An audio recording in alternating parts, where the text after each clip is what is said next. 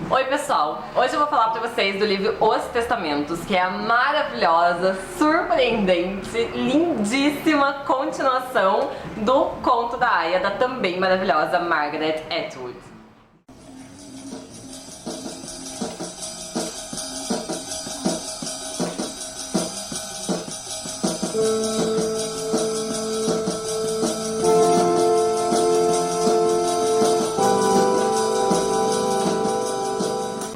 Como eu disse pra vocês, Os Testamentos é a continuação do Conto da Aia. Então não tem como eu falar pra vocês dele sem falar um pouquinho do Conto da Aia. Pra quem não leu o Conto da Aia, leia, por favor, leia. Esse livro devia ser leitura obrigatória, devia ser livro de vestibular, devia ser livro de cabeceira das pessoas, porque ele é muito bom. Ele é um livro que foi escrito em 1985, então eu imagino que na época ele deve ter sido tipo super bombástico, porque ele tem uma crítica política muito foda. Se hoje ele tá sendo tão aclamado, tão lido e tão foda como ele é porque ele é bom. Então, imagina o que aconteceu na época, em 1985, quando esse livro foi lançado. Deve ter rolado, tipo, uma revolução. Não. Ele mostra uma realidade que foi assim, um grupo que é intitulado Os Filhos de Jacó, eles dão um golpe no Congresso nos Estados Unidos, eles tomam o Congresso, eles acabam com a Constituição, eles jogam a Constituição no lixo, e a partir daquele momento, eles tomam o poder dos Estados Unidos e criam a República de Gilead, que é uma república teocrática e puritana. Então calcula, né? Então eles são super religiosos, que é uma república teocrática, tudo é pautado na Bíblia, e eles tomam o poder e fazem um escarcéu nos Estados Unidos. Todos os direitos das mulheres são retirados. Então, quando eu li o Conto da Aia, eu ficava muito nervosa, porque ele é contado pela visão de uma aia. Por causa de milhões de coisas que aconteceram, a maioria das mulheres não são mais férteis. Então as mulheres que são férteis são muito úteis para Gilead. E as aias são as mulheres que são férteis e são utilizadas única e exclusivamente para a reprodução da espécie. Então, essas mulheres, elas são passadas de casa em casa para que elas possam reproduzir para aquelas famílias, que são as famílias dos comandantes que apoiam os filhos de Jacó que deram o golpe nos Estados Unidos. Então, o livro é contado pela visão de uma aia. Então a gente só tem a visão dela nesse livro. E como eu já fiz meio que uma sinopse pra vocês, eu não costumo fazer isso, mas é porque esse livro é muito bom e vale a pena ler.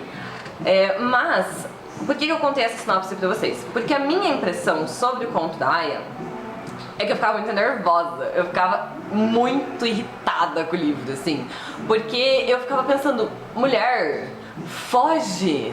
Porque essa aia, especificamente do Conto da Aia, ela passou toda a transição dos Estados Unidos da América para a República Teocrática Puritana de Gilead. Ela era uma universitária, ela tinha uma vida, ela tinha um marido, ela tinha uma filha, então ela tinha uma vida normal nos Estados Unidos. E como que ela foi virar uma aia? Como que ela deixou isso acontecer?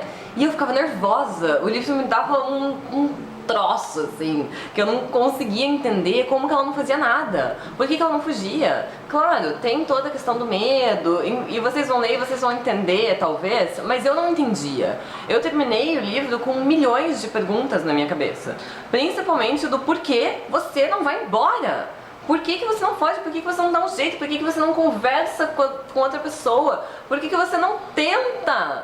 Tenta, pelo amor de Deus, fazer alguma coisa. E ela não tentava, assim, quando ela tentava eram coisas muito pequenas. E aquilo foi me deixando muito nervosa. E o Conto da Aia acaba com um grande ponto de interrogação.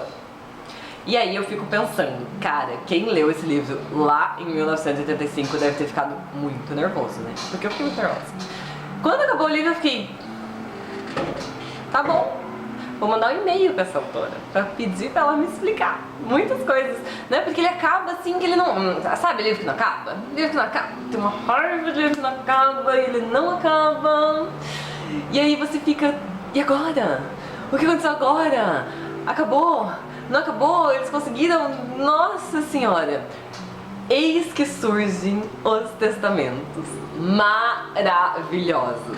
Nossa, quando ele chegou eu já me agarrei de um jeito que vocês não têm noção, porque eu precisava saber muitas coisas. E para minha super, ultra, hiper, mega felicidade, ele responde muita coisa. Ele responde muita coisa, meu Deus do céu. E a principal coisa que ele responde, pelo menos pra mim, né, que era essa minha ânsia que eu ficava no conto da Aya de saber por que ela não faz nada, ele responde. E eu até fiquei pensando nos testamentos, cara, como é muito fácil você fazer isso com o povo, assim, né? Claro, não é muito fácil, mas assim, é relativamente fácil, porque o que eles fazem? Eles incutem um medo nas pessoas, principalmente o medo, então as pessoas tinham muito medo. Eles tiram todos os direitos das pessoas. Então depois qualquer direitinho ali, qualquer mínimo direito que as pessoas conseguem, elas acham maravilhoso. E muitas coisas que falou nos testamentos foi incrível, assim. Primeiro, que as mulheres eram proibidas de ler. Então, eu continuei naquele meu questionamento, tipo, do porquê que as mulheres que pegaram essa transição não faziam alguma coisa. Porque, pelo menos no conto da Aya, eu ficava me colocando naquela posição assim, por que ela não faz alguma coisa? Porque eu faria. Eu tinha certeza que eu faria. Nossa, quando eu li o conto da Aya, eu falava, eu faria alguma coisa, eu não ia deixar isso acontecer. Eu não sei, mas eu ia fazer alguma coisa, faça alguma coisa, mulher. Mas nos testamentos, não. Porque os testamentos, ele vem e conta a história de 3 mulheres, né? Margaret Atwood, maravilhosa, valorizando as mulheres. Ela é linda, né? Um beijo pra ela, porque ela é maravilhosa. Então ela conta a história de 3 mulheres que vivem em Gilead ou que têm uma relação com Gilead. Uma dessas mulheres, ela viveu todo o período de transição dos Estados Unidos da América para Gilead. Então ela que vai dar todas essas respostas às perguntas que eu tinha, principalmente do como que ela deixou isso acontecer, como que ela se submeteu a tudo isso. Ela explica, ela responde. Se você não leu o conto da Aya, acho que você devia parar de ver o vídeo por aqui, porque eu vou falar um pouquinho dos testamentos e talvez isso vá ser um pouco de spoiler pra você que tá lendo ou que vai ler o conto da Aya seja ruim, né? Porque as coisas que eu vou falar aqui dos testamentos acontecem no começo dele, mas o começo dele já é tipo uma continuação do conto da Aya inteiro, né? Então é isso. Então vá ler o conto da Aya, que é maravilhoso. Se você já leu e vai ler os testamentos, então não vai ter problema. A principal coisa, e conta logo no comecinho dos testamentos, eu achei isso incrível, é que a tia Lídia, lá do conto da Aya, ela era juíza. Gente, eu fiquei chocada, eu fiquei chocada, eu tive que parar assim de ler e falar, o quê? Como assim? Você era juíza de direito e aí você se submeteu a toda essa merda? Como? E aí ela vai explicar como. E é sensacional, porque aí eu já me coloquei em outra posição. Quando no conto da Aya eu me colocava naquela posição, tipo, eu faria alguma coisa, eu ia mudar, eu ia tentar fazer uma puta de uma revolução, nos testamentos eu já pensava, não, acho que eu não ia fazer nada também. A forma como ela foi privada de todos os direitos e colocada numa situação super degradante, qualquer coisa boa que oferecessem pra ela, ela iria aceitar. Isso é óbvio, qualquer um na posição dela aceitaria. Mas ela foi genial. Hoje a tia Lídia é tipo o meu ídolo, assim, vocês vão ler e vão ver por quê. E conta mais 2 histórias. Uma de uma menina que tá no Canadá, então ela não tem relação nenhuma com Gilead, a princípio, né? E a outra de uma menina que nasceu em Gilead, ela cresceu, a infância dela toda foi em Gilead. Então ela não sabe ler, ela só aprendeu bordado. E aí é incrível, assim, porque ela é super crente. A Margaret usa essa palavra no livro, tá? Ela é super crente. Então ela tem toda essa questão religiosa, assim, ela tem toda essa questão moral. Ela tem muito medo, não só dos comandantes, que são os filhos de Jacó, que tomam conta de Gilead, né, que são tipo os governantes, mas ela também tem medo de Deus, porque ela foi criada dessa forma. E isso é incrível, assim. E aí essas 3 histórias vão se cruzar. E se você tá lendo os testamentos, você já sabe que o regime teocrático puritano acabou, né? Porque isso é contado lá no capítulo extra do conto da Aya, que tem aquele simpósio sobre os estudos guilherdianos. Então você já sabe que com certeza isso acabou em algum momento, mas você não sabe quando, né? Essa é uma pergunta que com certeza você ficou na cabeça. Como que isso acabou, né? E é mais ou menos isso que vai contar nos testamentos. Como que isso acabou? Ele é incrível, é maravilhoso. Eu queria contar uma passagem pra vocês que pra mim foi uma das melhores, assim, que essa menina que cresceu em Gilead, ela tinha aula de bordado lá com as tias, e aí as tias contam pra ela uma passagem da Bíblia, falam um trechinho ali da Bíblia e descascam em cima do trechinho, né? Falam aquela coisa assim, descascam, falam um monte. Aí, depois ela se torna tia, e as tias são as únicas que podem ler.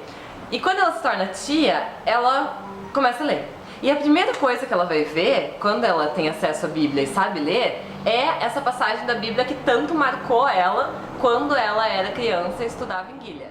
E essa cena é incrível, assim, porque ela descobre que o trecho da Bíblia foi usado totalmente fora de contexto e que na verdade a história era outra. A história tinha uma continuação e tudo aquilo lá que a tia descascou em cima não tinha nada a ver.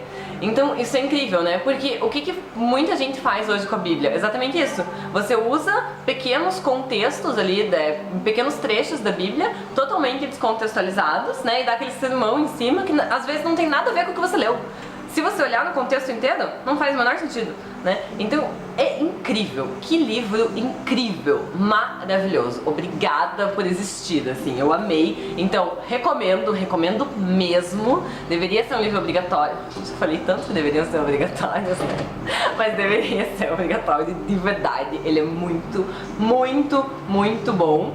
E, diferente do conto da Aya, porque eu não sei se isso, sei lá, é uma maturidade literária, assim, mas eu fico pensando que acho que quando eu era adolescente, talvez eu não conseguisse ler o conto da Aya, porque ele é bem romance, né? Ele não tem muita fala, assim, que eu acho que fala ajuda a fluir a leitura, né? Quando você vê livro para adolescente, ele tem mais fala, enfim.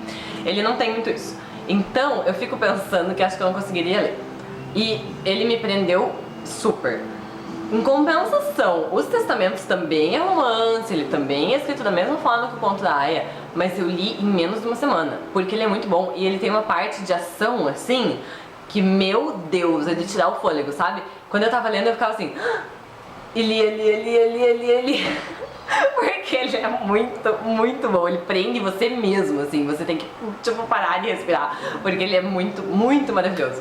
Então eu recomendo, eu achei ele melhor, não melhor, ele é tão bom quanto o conto da Aya. É claro que se não existisse o conto da Aya, não existiriam os testamentos, né? Pois é. Mas eu achei ele melhor do que o conto da Aya. Eu li ele muito mais rápido, achei que ele flui e ele tem uma crítica muito foda. Então, recomendo mesmo. Então, se quiserem, tem na Livraria da Barca, é óbvio, o conto da Aya e os testamentos, leiam mesmo. E essa é a dica da Barca de hoje. Espero que vocês tenham gostado do vídeo. Se vocês gostaram, comentem. Obrigada pela paciência e um beijo pra vocês.